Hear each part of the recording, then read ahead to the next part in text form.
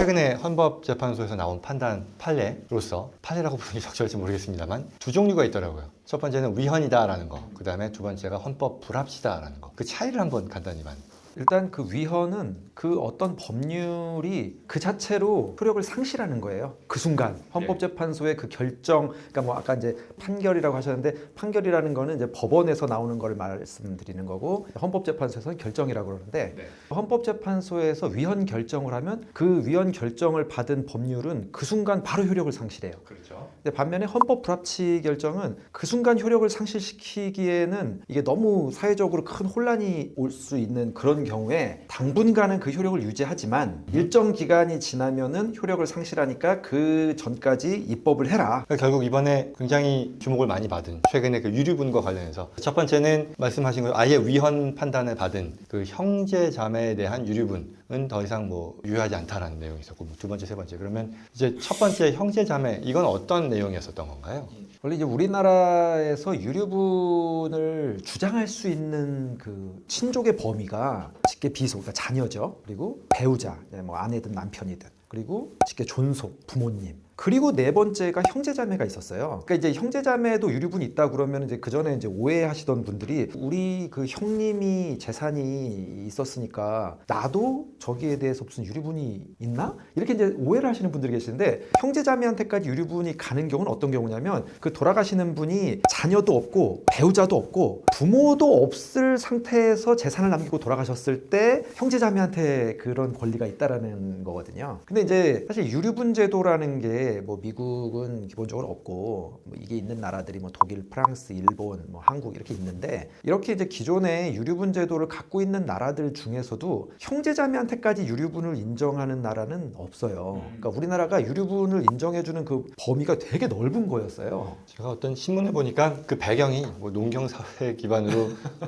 과거에는 이제 형제자매가 같이 이제 부를 일구는데 일조하다 보니 그런 배경이 있었다. 근데 이제 변호사님 말씀은 실질적으로도 이번에 위헌 판결이 나온 것과 무관하게 실제 이 유류분에 있어서 형제자매가 주장을 하고 이런 사항들은 애초부터 별로 없었다 최근에는. 예, 아까 말씀드린 대로 형제자매한테까지 그런 상속권, 유류분권이 가는 그 경우가 현실적으로 많이 일어나는 일이 아니었기 때문에 그렇게 이제 흔한 경우는 아니었죠. 그러면 이거는 이번에 위헌이기 때문에 그 자체로서 법률로서의 효력을 상실한 것이고 이제 두 번째가 아마도 많은 사람들이 관심을 갖는 그런 사안일 텐데 뭐 일명 구하라법 그러니까 과거에 사라졌던 그런 가족들이 어떤 누군가가 돌아가시고 나서 가족으로서의 권리를 주장하는 그런 상황들에 대해서 얘기가 있었던 건데요. 이건 헌법 불합치 결정을 받았다고 들었거든요. 그 내용에 대해서 어떻게 될지 좀 설명을 해주신다면요. 일단 그 종래에는 유류분은 무조건 줘야 되는 걸로 이렇게 되어 있었어요. 아무리 뭐 나쁜 자녀고 부모한테 나쁘게 했었어도 유류분만큼은 가질 수 있는. 근데 그랬는데 이게 사회적으로 공감대를 형성하기가 좀 어려웠던 거예요. 그 아까 구하라법 말씀하셨는데 잘 아시다시피 이제 뭐 가수 구하라 씨가 이제 사망을 하면서 재산을 남겼는데 그 재산에 대해서 십수년 전에 뭐 아주 구하라 씨가 어렸을 때 자녀들을 버리고 집을 나간 어머니가 나타나서 자기 이제 직계 존속이다, 어머니다. 구하라 씨는 결혼도 안 했고 자녀도 없으니까 그러면 이제 어머니, 부모님이 상속인이 되거든요. 그런 상속권을 주장하는 이 상황. 근데 그걸 현행법상 막을 수가 없었어요. 그걸 금지하는 법률 규정이 없었기 때문에 그래서 법무부에서 이런 거는 좀 막는 이 입법을 해야 되겠다 해서 이제 나왔던 게 구하라법 TF. 거기 저도 이제 거기에 참여를 해서 입법 작업에 관여를 했는데 그 내용은 그런 거였어요. 이제 상속권 상실 청구 제도라는 걸 만들어서 그렇게 아무런 기여도 하지 않고 부양도 하지 않고 버리고 떠난 부모의 경우에 상속권 자체를 상실시키는 그런 제도를 두자. 이런 게 이제 그 당시 이제 구하라법의 어떤 입법 방향이었고요. 이번에 지금 유류분과 관련해서 폐륜 자녀에게도 유류분을 인정하는 것은 헌법에 합치되지 않으니까 유류분을 상실시키는 그런 입법을 해라. 내년 2025년 12월 31일까지 폐륜 자녀에게는 유류분을 상실시키는 그런 입법을 하라는 입법 촉구 결정을 내린 거예요.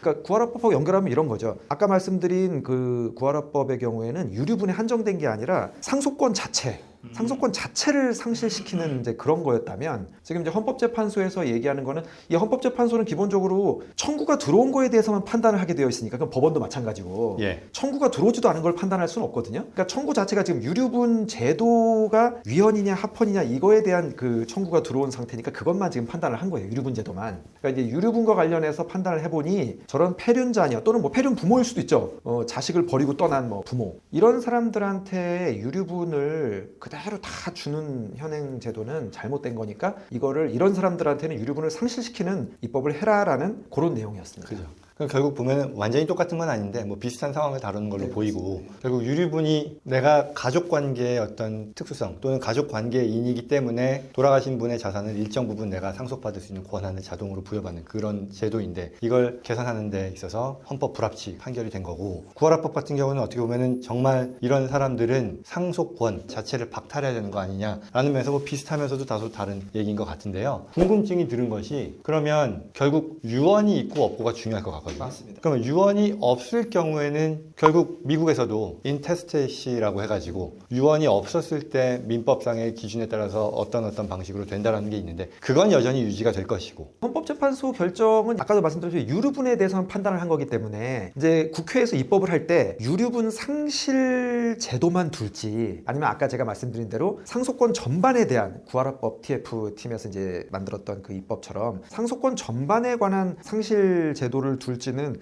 사실 이제 그건 지켜봐야 될 문제입니다. 차이점을 좀 쉽게 제가 설명드리면 아까 이제 유언 말씀하셨는데 유언으로 어떤 특정한 상속인에게 재산을 다 준다. 이렇게 했을 때 그 유언으로부터 어떤 재산을 받지 못하게 된 사람 그 사람이 나도 달라 내 몫도 달라라고 하는 게 이게 유류분이고 상속권이라는 거는 아예 그런 유언 자체를 하지 않고 돌아가신 거예요. 그러니까 대표 중에 구하라 씨 같은 경우죠. 그러면 결국은 그 미국에서 뭐 인테스테이트과 같이 한국에서는 이제 법정 상속이라고 그러는데 민법에 나와 있는 그 법정 상속인이 법정 상속분대로 그냥 가지는 거예요. 유류분이 아니고. 네, 이런 차이가 있는데 국회에서 입법을 하면 아마 제가 예상컨대 하는 김에 유류분에 한정된 유류분 상실 제도를 두는 것보다는 상속권 전반에 대한 상실 제도를 두지 않을까. 이미 그거에 대해서는 이제 제가 이제 참여했던 그 법무부에서 만들어 놓은 입법안이 있으니까 그런 생각이 듭니다. 어찌됐건 유언 내지는 돌아가신 분의 의사를 명확하게 해놓는 그런 절차 그게 뭐 당연히 유언이고 또 트러스트 신탁일 텐데 그 중요성이 한층 더 강화될 것이다. 이건 뭐 분명하겠네요. 네, 그렇습니다. 세 번째 거는 무슨 얘기가 있어요? 기여가 있는 자녀.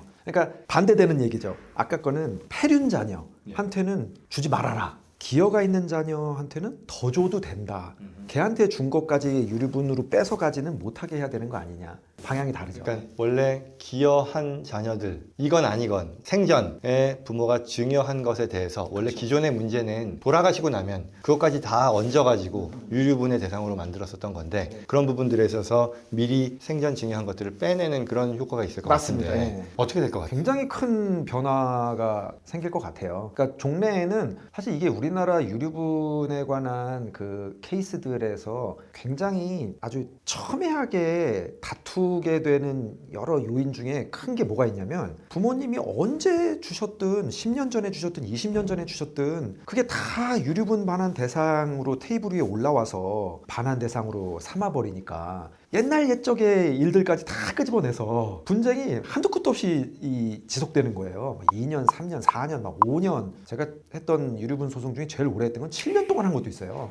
대법원까지가 아니라 7년까지 걸려서 이게 그렇게 되는 이유가 그런 거예요. 막 옛날 옛적에 준 거 막 다 끄집어내니까 그리고 재판이 오래 걸리는 거거든요. 근데 이제 부모님이 생전에 어떤 자녀에게 어떤 재산을 미리 줄 때에는 뭐 여러 가지 이유가 있겠지만 주로 이 자식이 특별히 부모한테 기여를 많이 했어. 그러니까 부모를 모셨던지 아니면 뭐 부모가 뭐 사업을 하던 어떤 재산을 형성하는 데 있어서 많은 경제적인 도움을 줬던지 그러니까 이제 고마워서 여러 자녀 중에 이 자녀만 특별히 그렇게 부모한테 이게 잘했으니까 고마운 마음에 주는 경우가 많단 말이에요.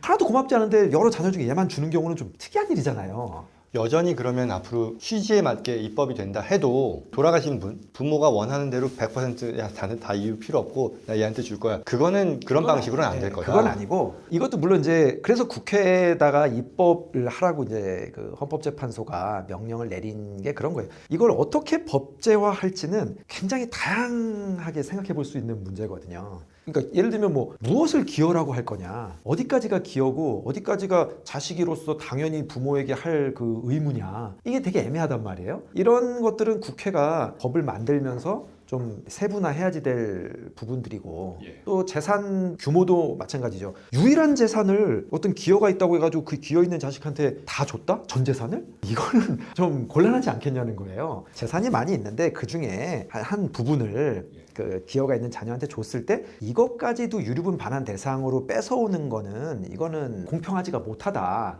이런 관점이거든요. 헌법재판소의 결정의 그 의미는. 그러니까 이런 것들은 아주 세밀하게 이걸 어떻게 미세 조정할지는 결국은 국회가 법률로서 할 일이다. 그게 25년 말까지다. 네, 25년 12월 31일까지.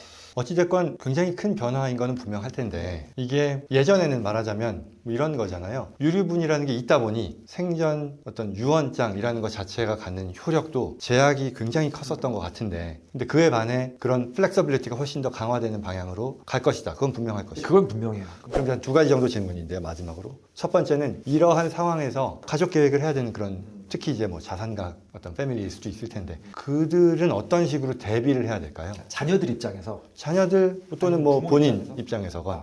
방향이 좀 다른데, 재산을 물려줘야지 되는 부모 입장에서는 유언이나 신탁의 필요성이 훨씬 높아졌어요. 그러니까 신탁이나 트러스트나 유언을 하면서 세부적인 그런 이유, 이렇게 재산 분배를 하는 이유를 자세하게 적어 놓을 필요가 있어요. 그러니까 왜 장남한테는 이만큼을 주고 왜 차남한테는 이만큼을 주고 딸한테는 왜 이렇게 주는지, 장남은 이러한 기여를 했다. 그래서 이만큼을 더 주는 거다. 그리고 뭐 딸은 한 번도 나 찾아오지도 않고, 뭐 예를 들면 미국 가서 10년 동안 얼굴도 못 봤다. 그래서 나는 얘한테는 이렇게 조금만 주는 거다. 미국 자녀이시면 두 번째로 물어볼 거였는데. 오케이, 계속 하시죠. 예, 그러니까 이렇게 유언장에 그런 내용들을 상세하게 적어 놓으면 이 헌법재판소 결정의 그 취지대로 될 가능성이 좀 높아지는 거죠, 확률이. 아, 이런 기여가 있구나, 이 자녀는. 또 이 자녀는 등한시했구나. 그래서 이렇게 차등을 뒀구나. 예전에는 그런 게 다 무용지물이었었다면, 네, 이제는 그전에는 그런 그냥 유류분은 것들을 무조건 줘야 되는 거니까. 그렇죠. 명문화함으로써 돌아가시게 되는 그 분의 의사가 상당 부분 반영될 그런 여지가 열렸다. 네, 그러니 그거에 맞게 준비하는 것이 넥스트 스텝일 것이다. 네. 그러면 결국은 두 번째, 자녀들의 입장에서도 얘기가 나온 것 같긴 한데, 그래도 다시 한번 말씀해 주신다면. 네. 이게 사실 이제 이 채널은 미국에 계시거나 미국에 이주 계획이 있으신 분들이 많이 보시는 걸로 제가 알고 있는데, 이분들이 특히 조심하셔야 돼요. 그렇죠. 맞물려 가는 걸 것 같아요. 네. 이게 그 아까 제가 이제 예로 이제 들었지만, 이제 부모님이 한국에 계시고 재산도 한국에 있고, 그리고 다른 형제들은 다 한국에 있어. 근데 나만 미국으로 대학 가서 뭐 거기서 이제 결혼하고 거기서 잡도 구하고 거기서 뭐 애도 낳고 뭐 한 30년 동안 뭐 미국에서만 살았어. 이럴 때 이제 부모님이나 다른 형제들이 느끼는 그런 불만이 충분히 있을 수 있단 말이에요. 여기 한국에 있는 자녀는 뭐 물리적으로도 거리가 가깝기도 하고 하니까 뭐 자주 찾아오고 뭐 많이 했을 텐데, 상대적으로 미국에 있는 자녀는 뭐 멀기도 하고 이런저런 이유로 훨씬 이제 거리가 멀게 될 가능성이 높단 말이죠. 그러니까 이럴 때 부모님이 그런 내용을 이제 다 기재해서 유언을 하던, 아니면 그렇게 안 하고 뭐 돌아가셨어도 다른 형제들 입장에서, 야, 너는 부모님에게 무슨 부양을 했냐, 네가. 우리가 다 했다. 이런 주장을 하면서 이 분쟁이 생길 가능성이 좀 높아졌다고 할까요? 그러면 역설적으로 오히려 그런 상황을 우려하는 부모님이 계세요. 근데 아닌데, 나는 이 미국에 간 자녀도 똑같이 나는 신경 쓰고 그 자녀들에 대해서도 이렇게 챙겨주고 이렇게 역할을 했다라고 믿는데, 라고 한다면 그걸 또한 유언이나 신탁에다가 그런 내용을 자세하게 적어 놓는 게 되게 필요하게 됐어요. 안 그러면은 자녀들 사이에 이제 생각이 다를 수밖에 없거든요. 부모님 옆에 있었던 자녀랑 떨어져 있었던 자녀는, 제가 워낙 이런 사건을 많이 하다 보니까 저는 한국에 있는 자녀도 대리해보고 미국에 있는 자녀도 대리해봤어요. 그러니까 이 양쪽의 입장 차이가 얼마나 큰지 전 너무나 잘 알아. 다 이해는 돼.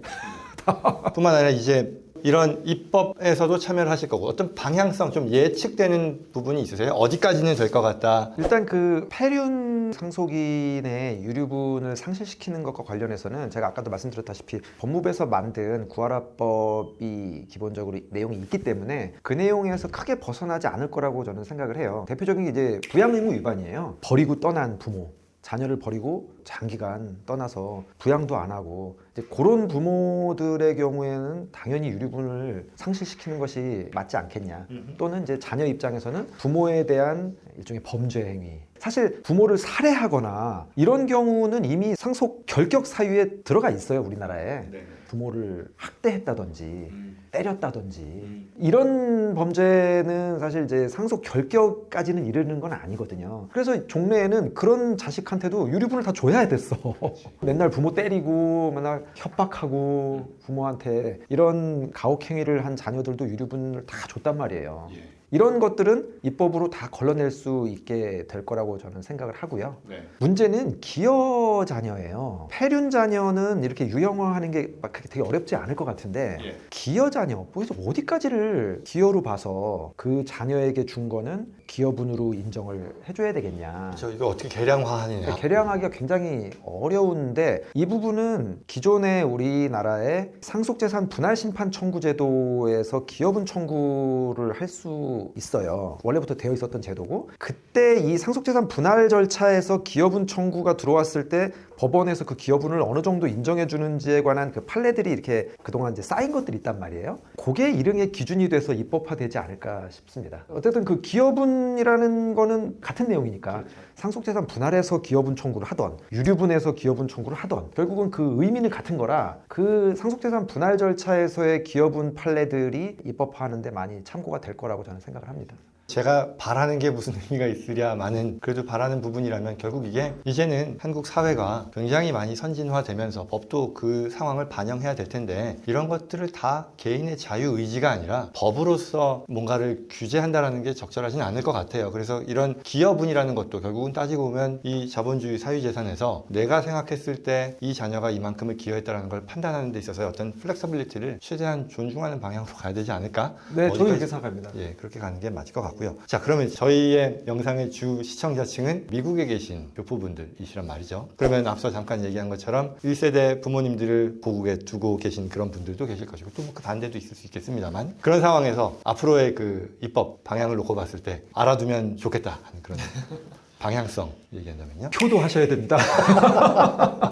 그래서 그러니까 이게 정기적으로 좀 찾아뵙고 명절 때나 부모님 생신 때나 자주자주 연락드리고 이렇게 좀 관계를 유지하는 게 사실 뭐 이런 입법에 대응하는 것일 수도 있지만 부모 자식 간의 정을 계속 유지하는 게 사실 좋은 거니까 그런 관점에서라도 좀 자주자주 연락드리고 한국에 오실 기회가 있으면 그때마다 꼭 찾아뵙고 이렇게 하는 게 좋을 것 같아요. 그게 유류분 이런 측면에서도 충분히 이제 방어를 할 수 있는 그런 게 되겠지만 말씀드린 대로 이제 좀 화목한 가족을 위해서라도 그렇게 하시는 게 좋을 것 같습니다. 부모님 입장에서는 기록을 많이 남겨놓으시는 것도 중요할 것 같아요. 사실 유언이라는 거는 일생에 뭐 한 번, 두 번 하는 거니까 그건 그거대로 하시는데 평소에도 일기가 됐던 어떤 뭐 메모라도 계속 이제 남겨놓으시는 게 후일에 어떤 중요한 자료가 될 수 있을 것 같아요. 그러니까 첫째 아들이 나에게 이런 것들을 해줬다. 둘째 아들은 뭐 이런 걸 해줬다. 이제 그런 것들이 결국은 다 뭐 기여를 인정하고 하는 데 있어서의 그 중요한 자료가 되는 거라서요. 부모님께서는 뭐 틈틈이 자녀들의 어떤 그런 행동이나 이런 것들에 대해서 메모를 남겨놓으시는 것도 한 방법일 것 같습니다. 사실 이건 뭐 상식선에서 이렇게 법이 바뀌는 상황에서 그거는 뭐 꼭 뭐 해외에 있건 아니건 공통적으로 예상할 수 있는 그런 변화일 것 같습니다. 이게 또 방금 드는 생각은 유류분이 아닌 피상속인의 의사가 훨씬 더 많이 반영이 되게 된다 했을 때 유언장과 한국에서의 신탁 간에 있어서 장단점 내지는 차이 이런 게 있을까요? 그러니까 미국하고 달리 한국에서는 사실 이게 신탁 관련된 것만 해도 워낙 내용이 방대해서 이것만 해도 한 꼭지를 잡아도 될 만한 분량이긴 한데 한국은 신탁을 한다고 해서 무슨 세제 혜택이 있지 않아요. 그러니까 세금을 줄이기 위해서 신탁을 이용할 그 실익은 사실상 없어요. 그러면 한국에서 신탁을 왜 하냐? 대표적인 게 그런 거예요. 나의 재산이 사후에도 내가 원하는 방향으로 쓰이기를 바랄 때 쓸 수 있다. 유언은 주면 끝이거든요. 그걸 받은 자녀가 어떻게 쓰든 그건 그 사람 마음이에요. 그 자녀 마음이에요. 아무리 뭐 유언장에다가 이걸 내가 너한테 물려주면 이걸로는 뭐 절대 주식은 하지 말고 부동산을 사라라든지 뭐 그렇게 한다고 해서 그게 효력이 있지 않아요. 그냥 그 유지에 불과해. 그러나 신탁은 그렇지 않죠. 신탁으로 그 용도를 다 지정할 수 있고 그거대로 해야만 되고 그거대로 하지 않으면 신탁 계약 위반이 되고 그런 사후 플랜을 자기가 원하는 대로 설계를 해서 자신의 재산이 원하는 방향대로 쓰일 수 있게 한다라는 측면에서 이제 한국에서는 신탁이 그런 용도로 많이 이제 쓰입니다. 과세와 관련해서 그런 결정은 아닌 것이고 망자의 의견이 어떻게 계속 사후에도 준수되고 그렇게 운영될 수 있는지에 있어서 신탁이 갖는 효력과 그런 효용이 있는 거라는 말씀이시고요. 그러면 적어도 이번 유류분 판결과 관련해서 유의미한 차이라고 볼 건 아니겠네요. 그렇죠. 유류분과 관련해서는 뭐 신탁과 유언에 있어서 큰 차이는 없다고 생각이 됩니다. 그러게요. 예전에는 그런 것들이 무슨 큰 의미가 있으리라고 생각했었을 법한데 이제는 그게 아니니까 더욱. 마지막으로 이게 어쨌거나 헌법 불합치된 것들은 25년도 말까지 입법이 될 테니까 그때를 대비해서 법이 확정이 되면 또한 그에 맞게 각 가정에서 뭔가를 진행하는 거를 계획하는 것도 필요하겠다 싶네요. 일단 뭐 현재로서는 아주 구체적으로 입법이 된 게 아니고 어떻게 될지도 뭐 정해진 게 아니니까 미지수인데 그게 정해지고 나면 그걸 좀 분석해서 부모님 입장에서는 부모님 입장대로 자녀들 입장에서는 자녀들 입장대로 거기에 맞게 적절히 대응하는 게 필요할 것 같습니다. 제가 이제 한국에서 직접 접하는 고객들 내지는 그런 분들의 경우는 이 사안이 꽤 중요한 사안이다 보니 저도 이게 헌법재판소 그 결정이 나올 때 신문을 유심히 보기도 했고 그에 대해서 파급 효과로서 영향을 받는 분들의 질문 내지는 그런 커뮤니케이션을 많이 했는데요. 이게 한국에서도 그런가요? 일반 가정에서도 이런 이슈가 굉장히 많습니다. 그 관심도가 엄청나게 크고요. 아무리 부모한테 잘못해도 그리고 뭐 부모랑 척지고 살아도 그런 일말에 그 믿는 구석은 있거든요. 아무리 그래도 난 유류분은 받을 수 있어. 아무리 아버지가 뭐 오빠한테 다 줘도 내가 유류분은 난 찾을 수 있어. 이런 믿는 구석이 있었단 말이에요. 맞아요. 그러니까 부모 입장에서도 아무리 제가 싫어도 미워도 유류분은 줘야 돼. 그 얘기를 하는 고객들 중에서도 한 패밀리가 딱 그래요. 그래서 예전에는 연락 두절. 근데 이제 그 연락 두절된 쪽이 저희의 고객은 아닌데 거기서도 이제는 뭐 유류분에 대한 기대가 있었다면 그래서 이렇게 좀 뻣뻣하게 했다면 이제는 이게 법으로 확정이 되고 나면 그렇게 하면 곤란하죠. 못하고 곤란하지. 그러니까 다른 가족 구성원들의 입장에서 부모를 포함해서 예전에는 좀 이렇게 하는 게 좋지 않겠니라는 그런 입장에서 이제는 입장이 좀 바뀌는 그런. 그러니까 더 어떻게 보면은 형평에 맞는 그런 방향으로 가고 있는 거예요. 그렇죠. 그러니까 기여가 있는 자녀는 기여를 인정해주고 부모를 완전히 버리고 또는 뭐 자녀를 완전히 버리고 떠난 부모 이런 사람들에 대해서는 그에 맞는 대우를 해주는 이런 게 이제 실질적 공평인 거거든. 이런 실질적 공평에 맞는 세상으로 점점 나아가고 있다라는 생각이 들어요. 맞습니다. 오늘 역시 또 여러 사안들에서 명쾌하게 조언해 주셔서 감사드립니다. 역시 제가 이제 이 유류분 판단 났을 때도 변호사님 생각을 했어요. 애초에 이런 얘기를 많이 하기도 했고 특히 뭐 상속, 증여 관련해서 제1의 권위자로서 변호사로서 참여를 하시다 보니 꼭 이번에 한국 나오면 인터뷰를 해야겠다 생각했는데 시간 내주셔서 감사드리고요. 앞으로도 이런 또 관련된 사안들이 있을 때마다 또 저희 구독자분들 또 시청자분들을 위해서 준비하도록 하겠습니다. 오늘 장시간 좋은 말씀 감사드립니다. 감사합니다. 네.